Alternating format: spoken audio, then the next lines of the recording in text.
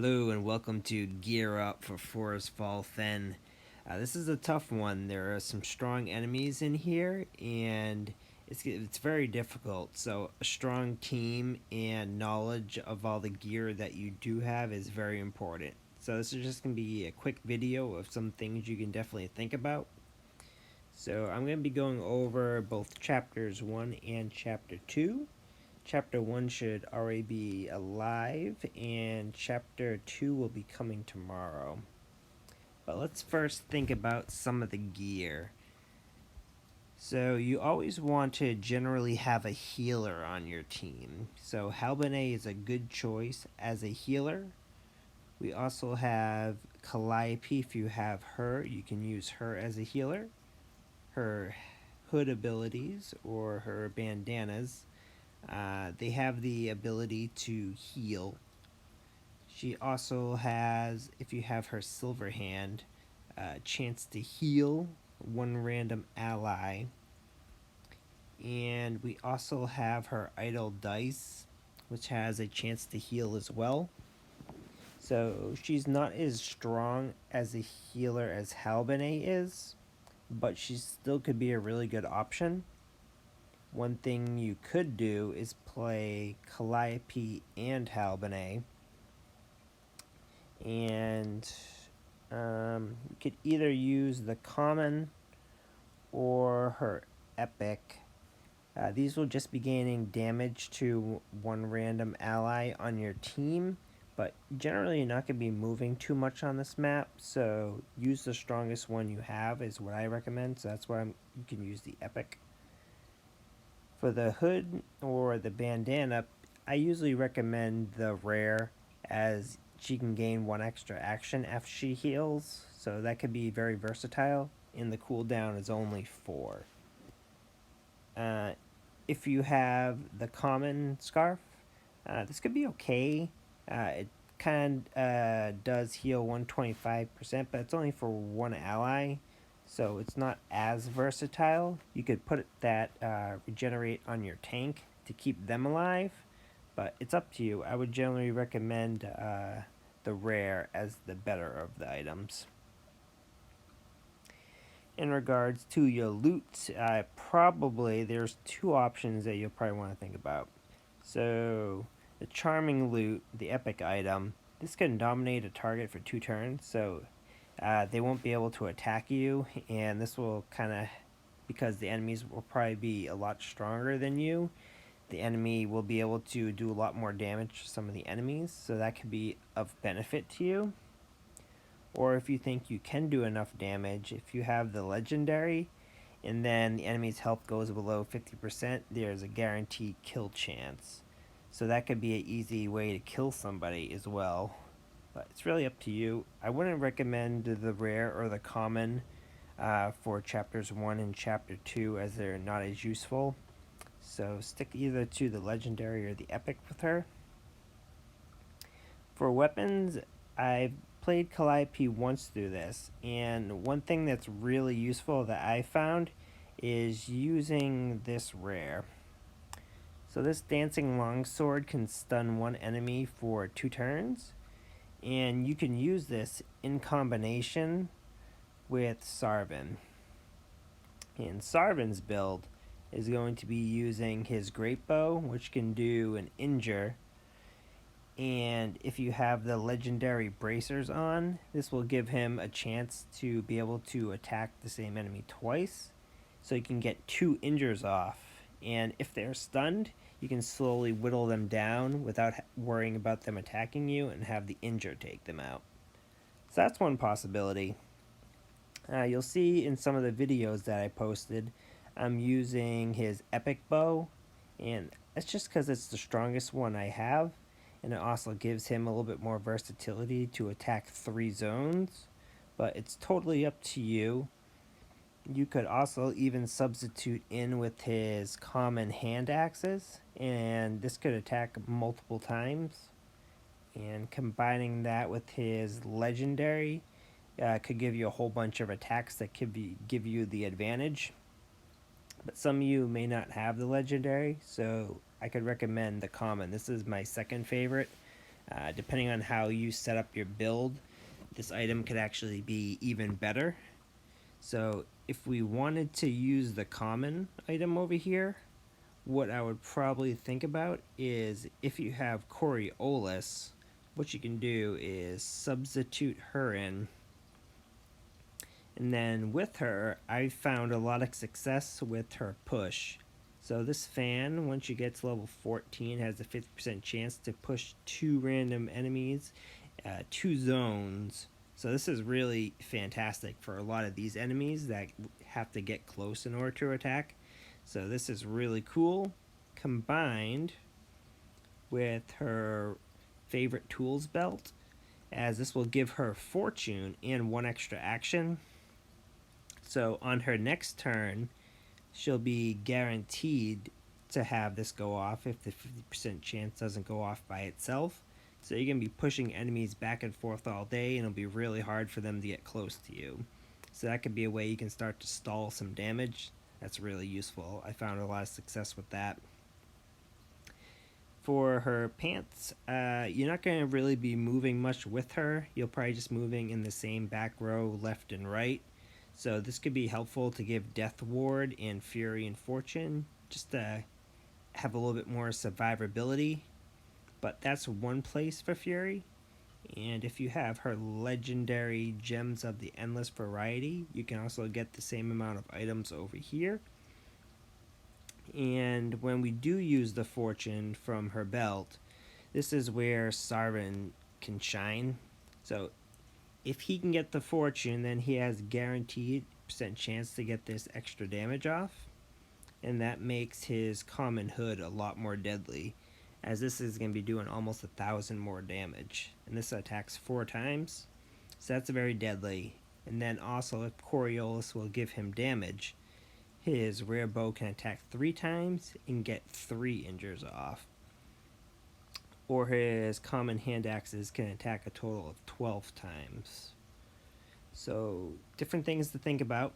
One of the things for Sarvin that I found a little success with as I was going through is using his common skirt, as when he can move back and forth in the back row, and then one enemy in 2 zones will lose a massive amount of defense, so they're a lot easier to defeat.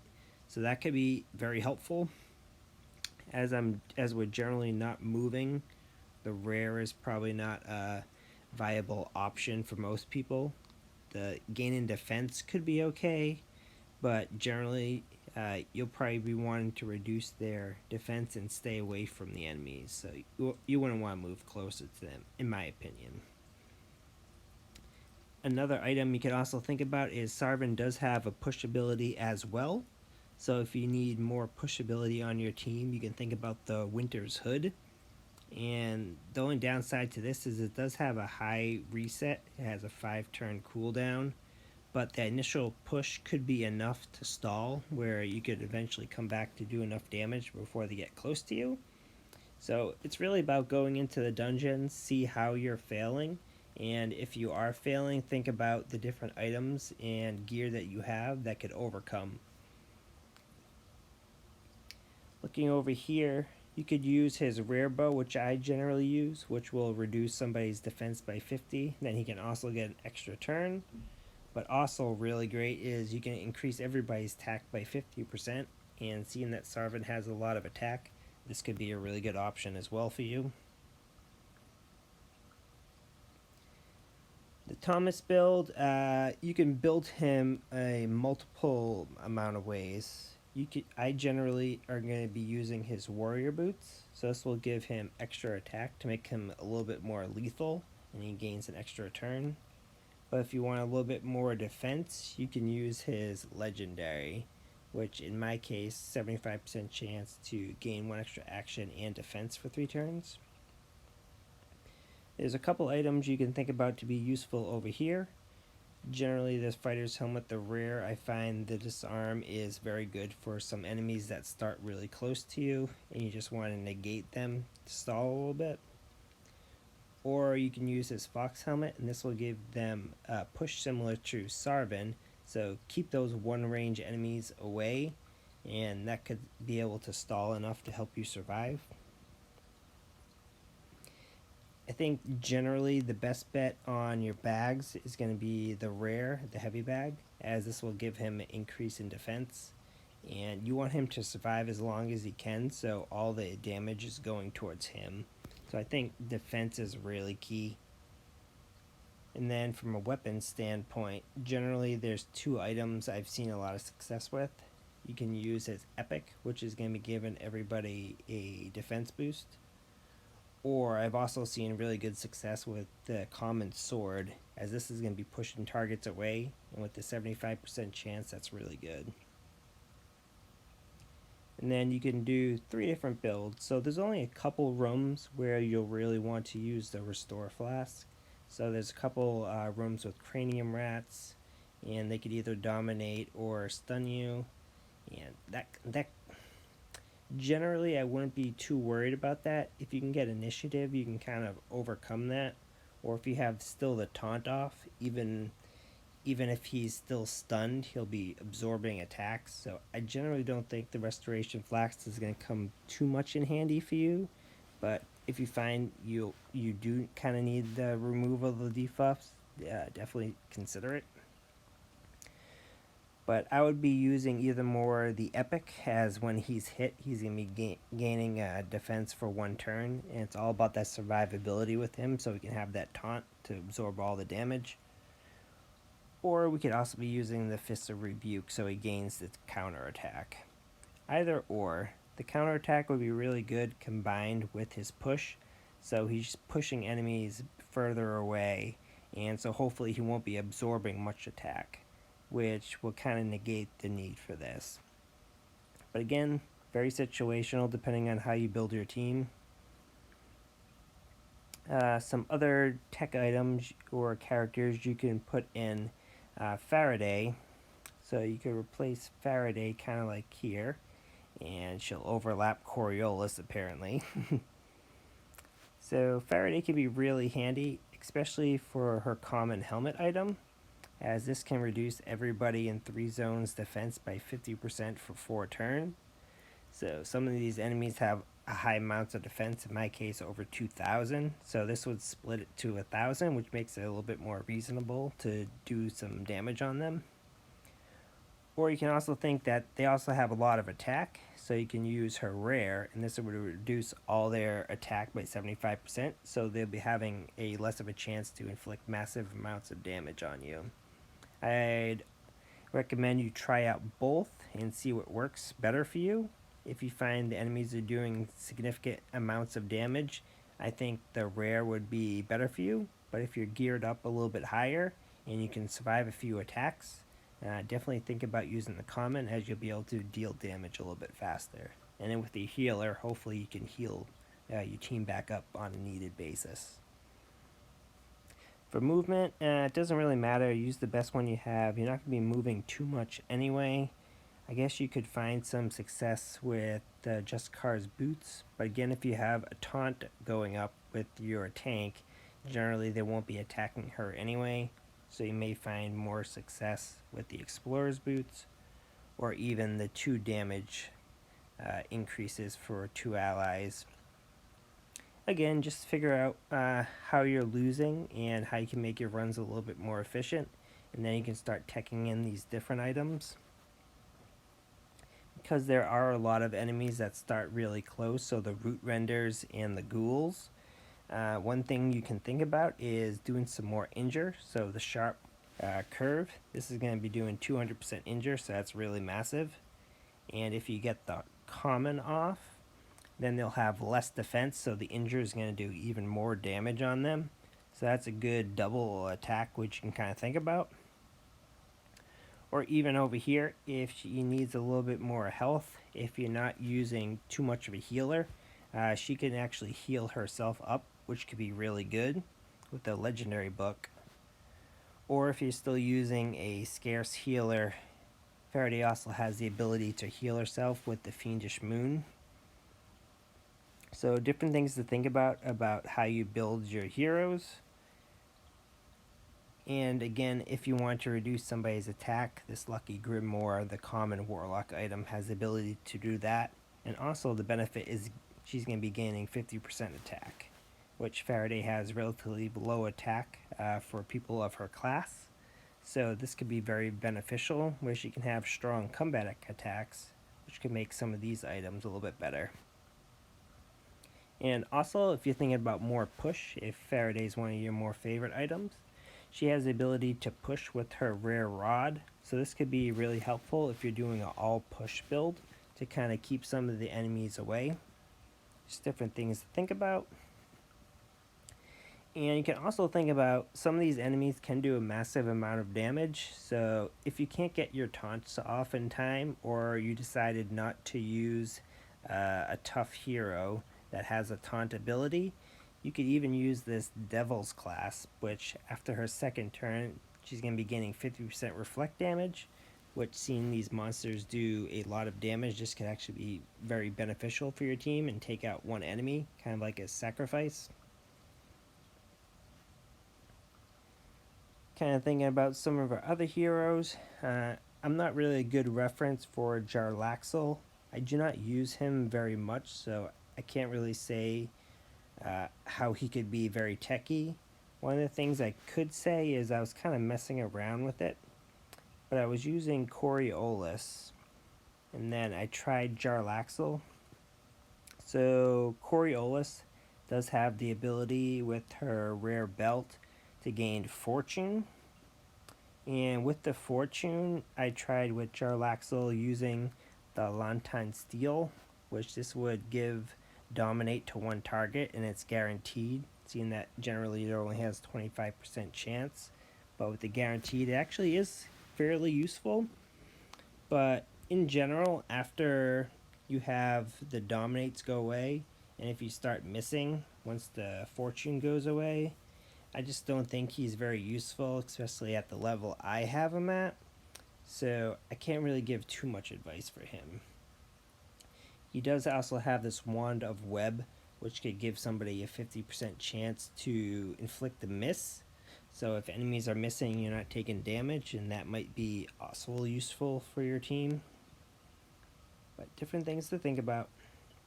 I also did try out Jopa, and Jopa is pretty good. So if you combine Jopa with Coriolis, and then you get the extra effect of getting this guaranteed kill, and then you wouldn't necessarily have to use his common shell to gain fortune, or you can save the common shell if Coriolis gives him fortune to start thinking about some of his other items. And he also has this push ability, so he can start pushing enemies away as well. So that could be something to think about.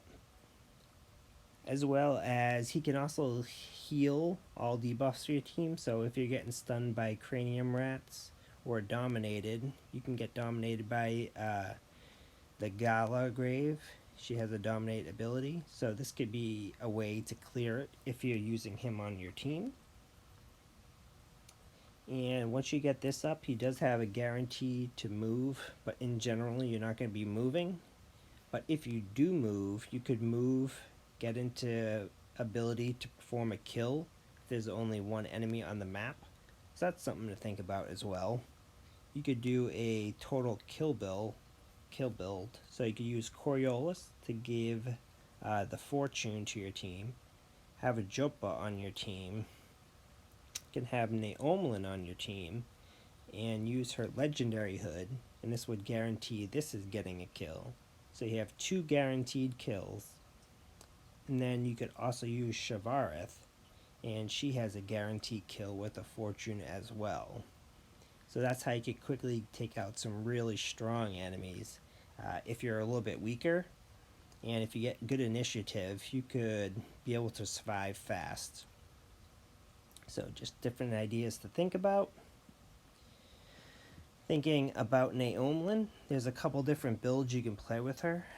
Generally, you'll probably be wanting to use the Gill Boots. I like the Stealth because she can do a lot of damage, but she can't really take a lot of damage, so gaining Stealth helps her survivability. As we said, if you are using Fortune from Coriolis, you can use this to guarantee the kill. Or if you want to do the injure, seeing that this does 250 on attack and then 250 on injure for 4 turns, This generally will take out one enemy after at least 2 or 3 turns, so that's pretty strong. But I generally just use the Thief's Cap, which is guaranteed to do 200% damage, and I like that high amount of damage, and considering it's a 4-turn cooldown, it's still pretty good. I would think probably the best thing is seeing that a lot of these enemies have a high amount of defense, is gaining this 50% extra in attack for 3 turns is really good. Plus you also get the 2 other benefits of gaining 1 action and also gaining stealth. So you'll see in my videos I'm using that, and it helps a lot.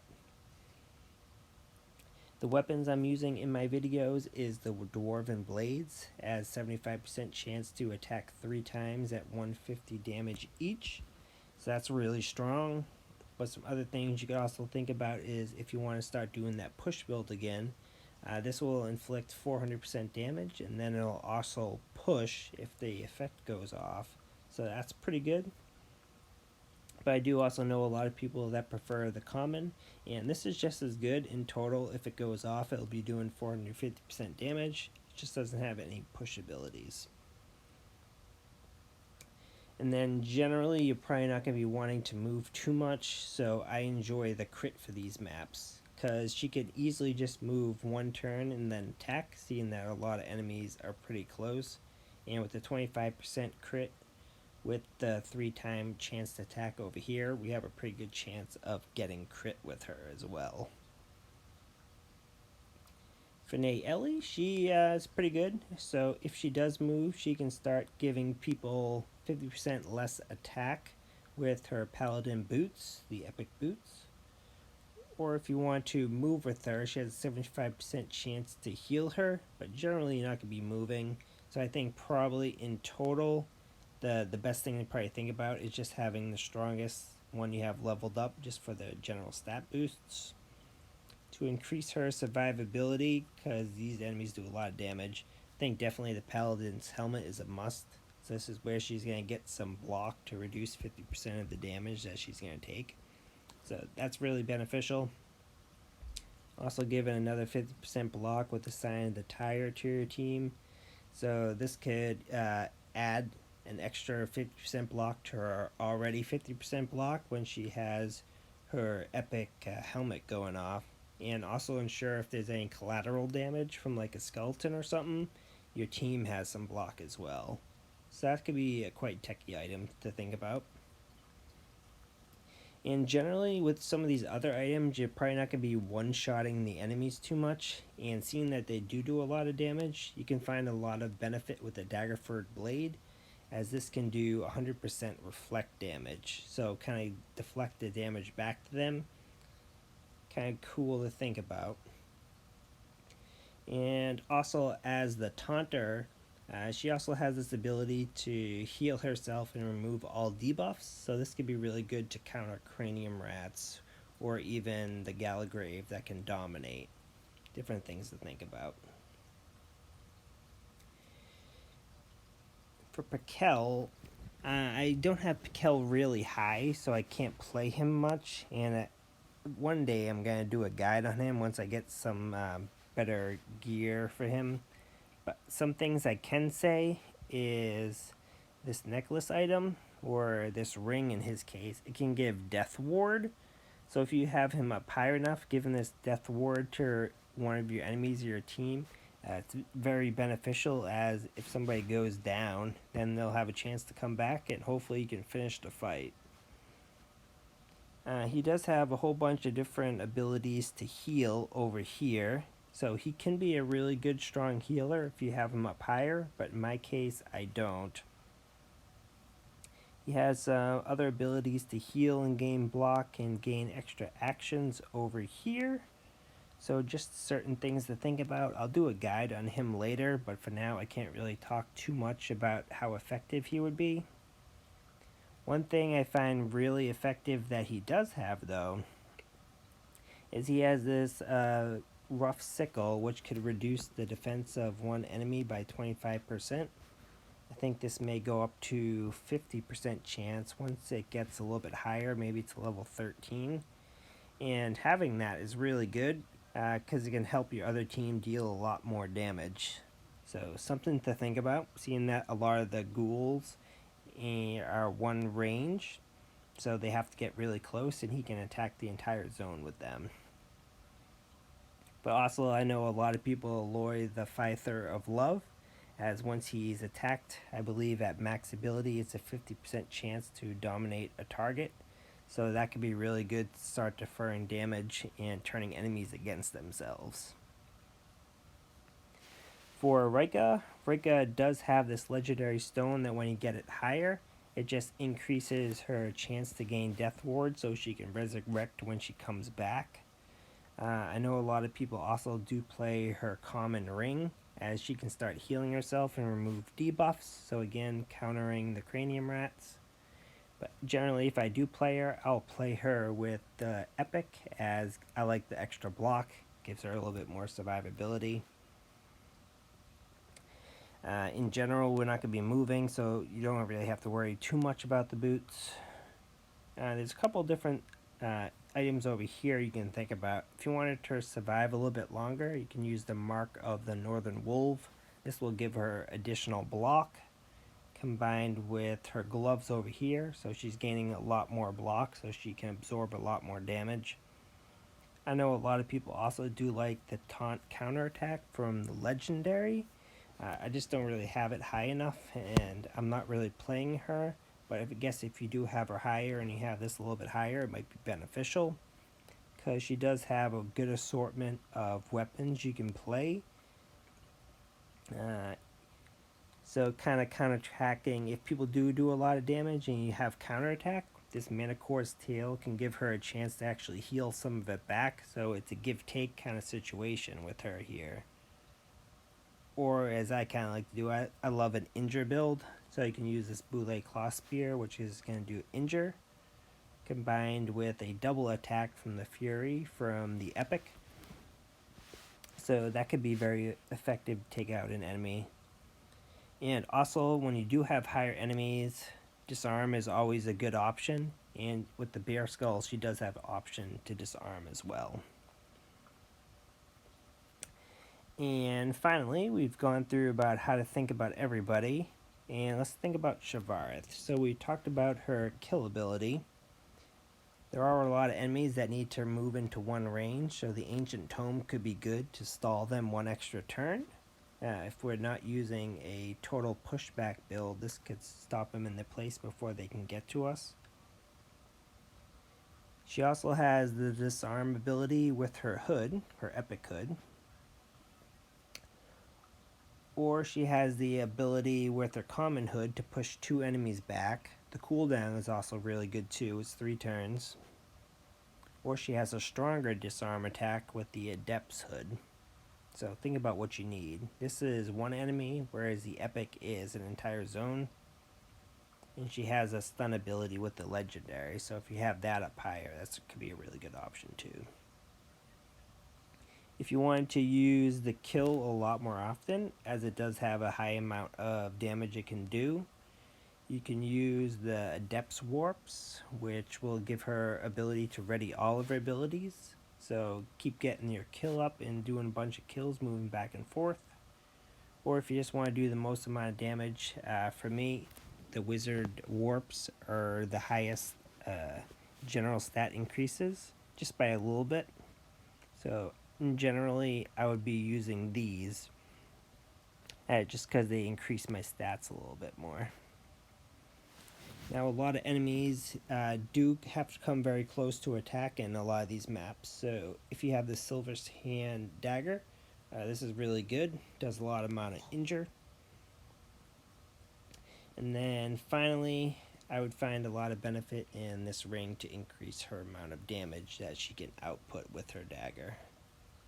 So in general, those are different things to think about and help you in your process of thinking of what team can help you get through. Hope you guys enjoyed, and